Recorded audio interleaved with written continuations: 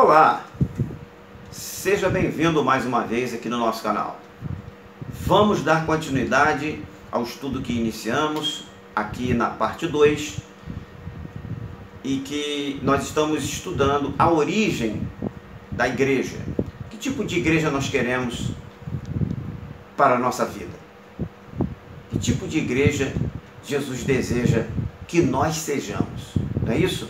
E o título e o texto que nos inspirou no início desta mensagem está em Mateus, capítulo 16, no versículo 18. Vamos ao vídeo, depois vamos ver esse texto.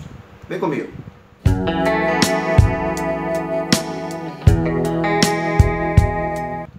Continuando. O nosso texto de Mateus 16, 18, ele diz o seguinte: pois também eu te digo que tu és Pedro, e sobre esta pedra edificarei a minha igreja, e as portas do inferno não prevalecerão contra ela. Bom, no último vídeo nós paramos no versículo de número 8 do capítulo 1 de Atos, onde Jesus ordenou aos seus discípulos que ficassem em Jerusalém e aguardassem ali que eles fossem revestidos de poder, ou seja, o cumprimento da promessa que ele havia feito. Bom, depois que Jesus mandou que eles ficassem em Jerusalém, logo depois dessa ordem, Jesus ascendeu aos céus. Jesus voltou para a companhia do Pai. E no versículo 9, ainda de Atos capítulo 1, mostra para nós este evento. E diz assim, olha, e quando ele dizia isto, vendo-o eles, foi elevado às alturas, e uma nuvem o recebeu, ocultando-o de seus olhos. Versículo 9, capítulo 1 de Atos. Jesus deu as ordens, ordenou, disse quais os objetivos, qual é a missão dos discípulos, qual é a missão da igreja, e depois então ele retornou para junto do Pai. Os discípulos obedeceram a ordem de Jesus. Eles voltaram para Jerusalém. Eles fizeram o que Jesus mandou. Eles voltaram para quê? Para aguardar o cumprimento da promessa que Jesus havia feito. Olha só o versículo 12, ainda de Atos capítulo 1. Então voltaram para Jerusalém do monte chamado das Oliveiras, o qual está perto de Jerusalém, à distância do caminho de um sábado, uma caminhada distante, e eles foram para lá, obedecendo a ordem do mestre. Lá em Jerusalém, eles ficaram reunidos em oração. No versículos 13 e 14, nos mostra isso. Veja comigo. E entrando, subiram ao cenáculo, guarda esta palavra, cenáculo, onde habitavam Pedro e Tiago, João e André, Filipe e Tomé, Bartolomeu e Mateus, Tiago, filho de Alfeu, e Timão, o Zelote, e Judas, irmão de Tiago. Todos estes perseveravam unanimemente em oração e súplicas com as mulheres e Maria, mãe de Jesus, e com seus irmãos. Cenáculo, interessante que eles se reuniram em um cenáculo. E o que é um cenáculo? O cenáculo uma designação antiga de sala onde se comia a ceia ou o jantar, ou seja, uma espécie de refeitório, onde as pessoas se reuniam para se alimentar. O cenáculo onde Jesus ministrou a última ceia com seus discípulos era espaçoso e mobiliado. Sim, foi num cenáculo, viu? E veja comigo o texto de Marcos, capítulo de número 14, os versículos 14 e 15. E diz assim: e onde quer que entrar, dizei ao Senhor da casa, o mestre diz, onde está o aposento em que hei de comer a Páscoa com os meus discípulos? E ele vos mostrará um grande cenáculo mobiliado e preparado. Preparai-a ali. Olha, Jesus mandou preparar a Santa Ceia num cenáculo, ou seja, numa casa, numa residência, onde tinha uma sala que era reservada para a prática da alimentação. Isso era um cenáculo naquele tempo. Tá? Então, a reunião dos discípulos, elas se davam nas casas. Era ali que eles se reuniam para orar, era ali que eles se reuniam para adorar. E foi num cenáculo que eles receberam Jesus, a pessoa de Jesus, depois de ressurreto. Eu vou deixar aqui agora, por alguns segundos, alguns instantes, a foto de um cenáculo, para que você possa ver. Observe aí essa imagem rapidamente. Este aí que você está vendo agora, este é um cenáculo. Esta foto eu retirei da internet para você. Nessas condições descritas até agora, pelos textos bíblicos que nós já lemos, a promessa de Jesus, ela se cumpriu. Sim, a promessa se cumpriu, mas debaixo de condições previamente estabelecidas e obedecidas pelos discípulos. Atos capítulo 2, no versículo 4, diz assim: E todos foram cheios do Espírito Santo e começaram a falar noutras línguas, conforme o Espírito Santo lhes concedia que falassem. Que lindo, não é? Maravilhoso. A promessa de Jesus, ela se cumpriu na vida dos discípulos. É interessante que nesse modelo de igreja e nas práticas que ela tinha, a igreja, ela só cresceu. A igreja só cresceu, expandiu, expandiu, expandiu. Eu separei alguns textos para mostrar esse crescimento para você. Veja comigo aqui em Atos capítulo 2, versículo 41. Olha só.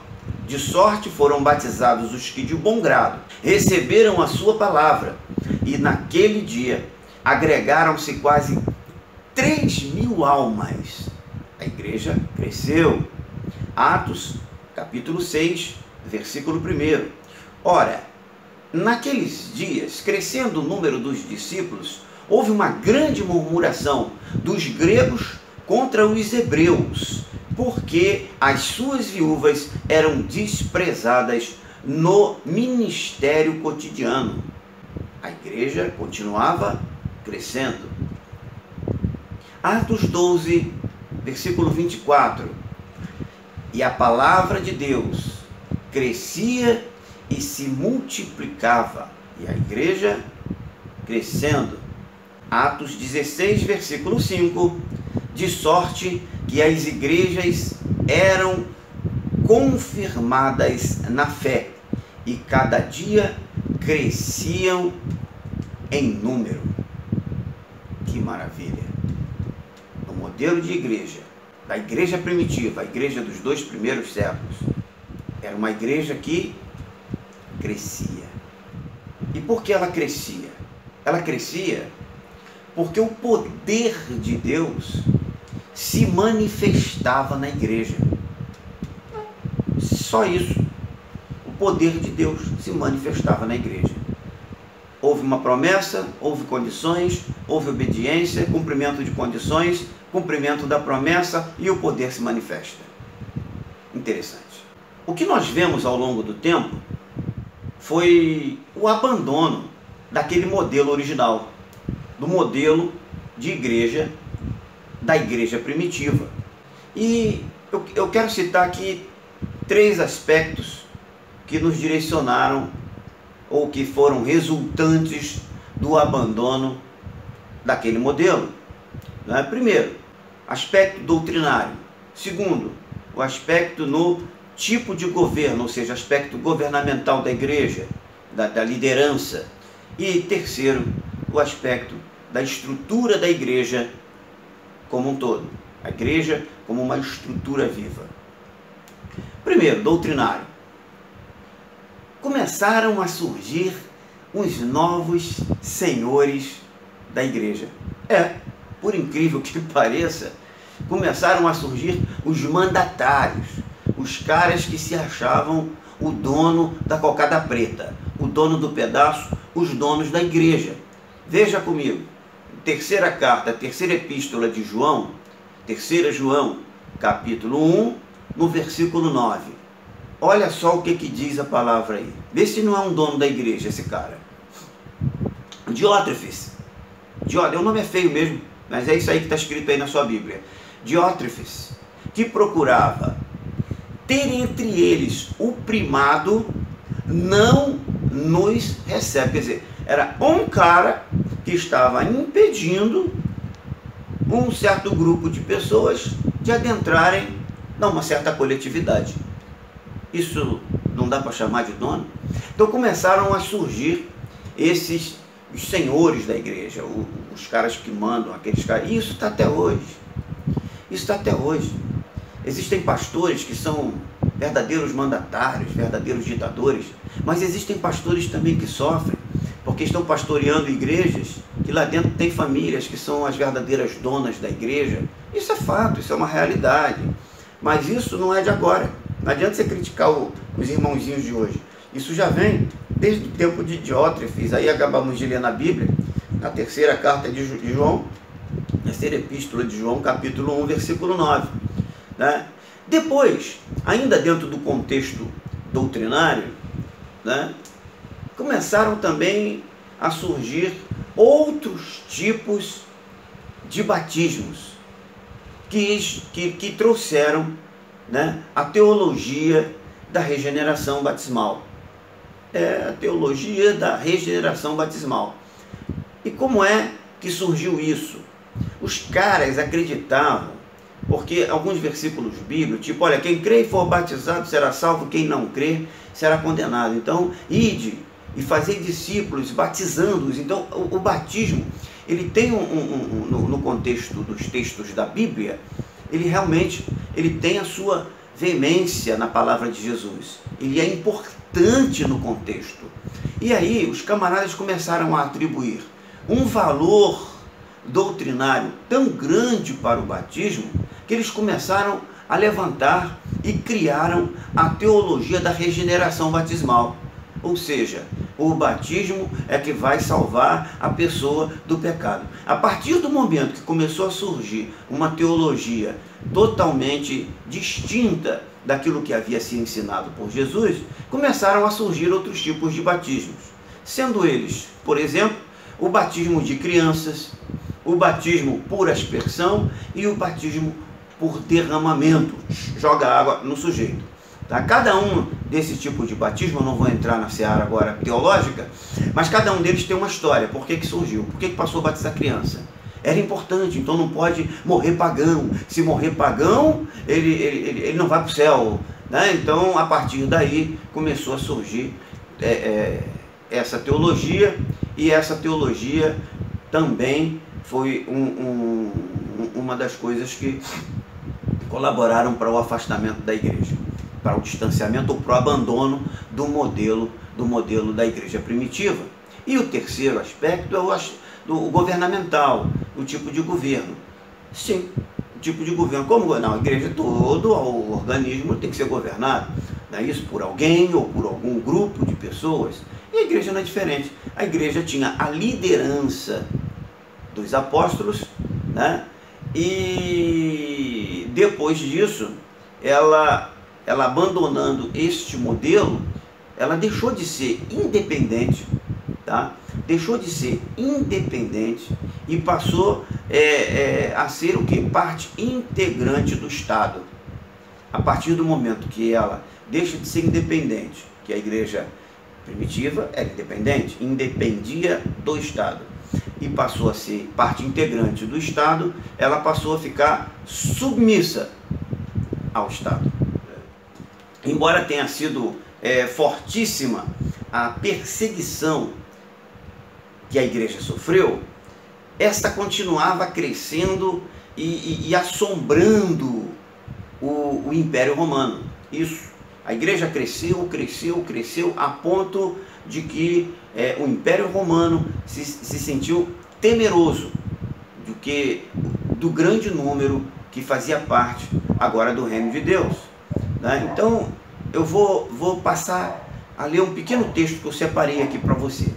E ele diz assim, olha, o imperador Galério expediu um édito em 24 de fevereiro de 303 depois de Cristo, autorizando a mais severa das perseguições. Entretanto, este edito falhou e seu objetivo de impedir o crescimento da igreja.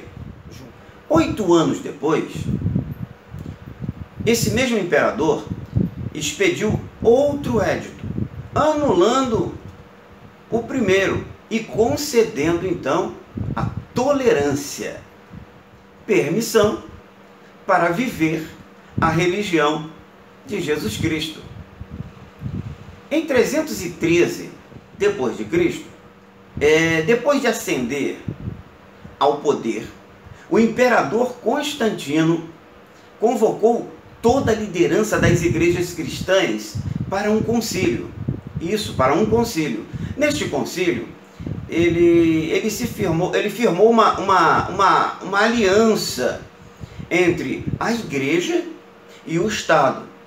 E uma hierarquia, evidentemente, foi estabelecida através desse acordo, onde no topo dessa hierarquia se encontrava a pessoa do imperador. Os cultos foram levados para os templos, misturados ao paganismo. Os que se mantinham fiéis aos ensinamentos dos apóstolos foram perseguidos e muitos foram mortos. Tudo isso trouxe grandes consequências, e essas consequências nós vamos falar no próximo vídeo. Eu vou ficando por aqui, mas se você ainda não é inscrito, se inscreva aqui embaixo, dá o seu like, ativa o sininho e, se possível, compartilhe com alguém que precisa ouvir essa palavra, alguém que precisa aprender um pouco mais sobre a história da igreja, a origem da igreja, e está tudo na Bíblia. Eu só fiz tirar da Bíblia para compartilhar com você. Então eu te peço, pega isso, compartilha com alguém que você ama, porque eu conto contigo, mas eu quero que você também conte comigo.